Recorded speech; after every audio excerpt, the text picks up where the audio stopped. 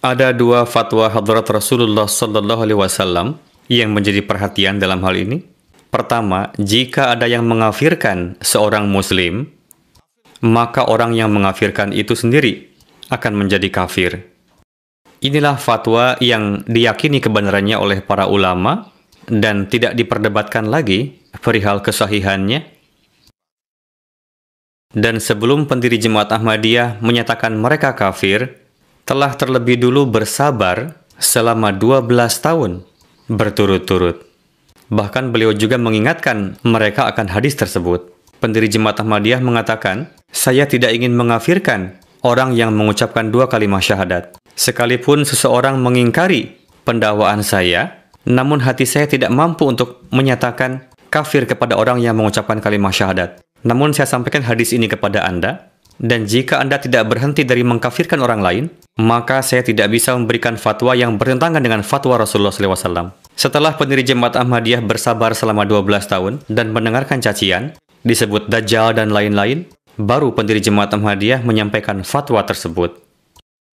Seperti apa kesabaran pendiri Jemaat Ahmadiyah dalam hal ini? Nawab Muhammad Ali Khan Sahib, yang baiat ke dalam Jemaat Ahmadiyah dari Syiah, kemudian menjadi pengikut dari pendiri Jemaat Ahmadiyah.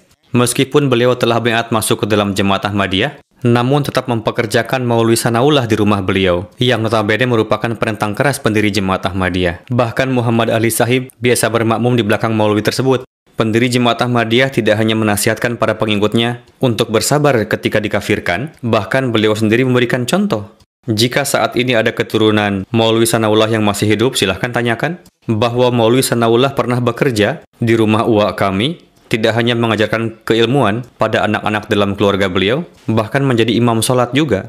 Namun ketika para Maulwi tetap tidak mau berhenti dari mengkafirkan, selanjutnya pendiri Jemaat Ahmadiyah memberikan fatwa. Beliau bersabda, sekarang saya tidak bisa memberikan kesempatan lagi kepada mereka. Untuk itu, jika kalian memfatwakan saya kafir, maka sesuai dengan fatwa Rasulullah, kalian sendiri yang akan menjadi kafir. Inilah satu jawaban dari kami. Namun ada lagi satu dalil yang qat'i yang akan saya sampaikan kepada Anda, yang akan membuat Anda terheran-heran, yakni tidak ada cara lain bagi para Maulwi untuk mengakui bahwa mereka sendiri adalah pendusta.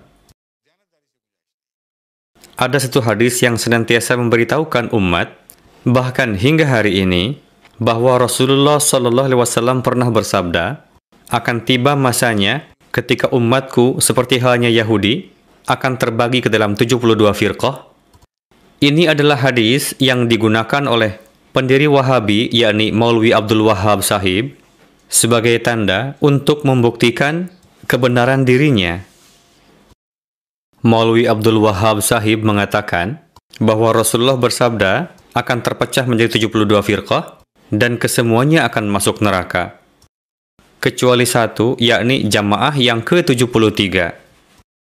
Maulwi Abdul Wahhab Sahib menyatakan dan tercantum di dalam buku beliau bahwa firqah yang saya dirikan ini adalah firqah yang ke-73. Yang berkenaan dengan firqah tersebut, terdapat kabar suka bahwa firqah ini adalah muslim sejati dan calon penghuni surga, adapun selebihnya adalah calon penghuni neraka. Arab Saudi mengakui hal ini sepenuhnya, kan?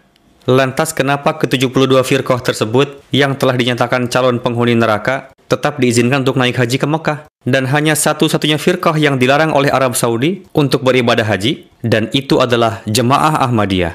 Sungguh aneh, kan?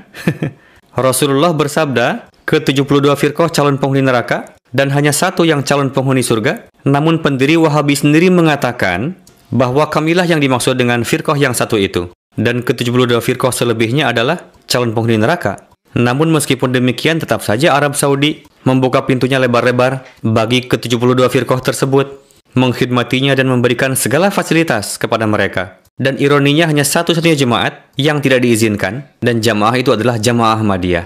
Sekarang dalil tersebut berubah lagi coraknya, di mana mungkin saja semuanya adalah benar, dalam makna bahwa setiap firqah beranggapan bahwa kamilah firqah yang ke-73 itu, jika kita berhak untuk mengklaim, mereka pun berhak juga, kan? Jika mereka berhak untuk menyatakan diri sebagai firqah yang ke-73 dan menganggap firqah lainnya termasuk ke dalam ke-72 golongan, lantas kenapa berada di antara ke-72 golongan tersebut?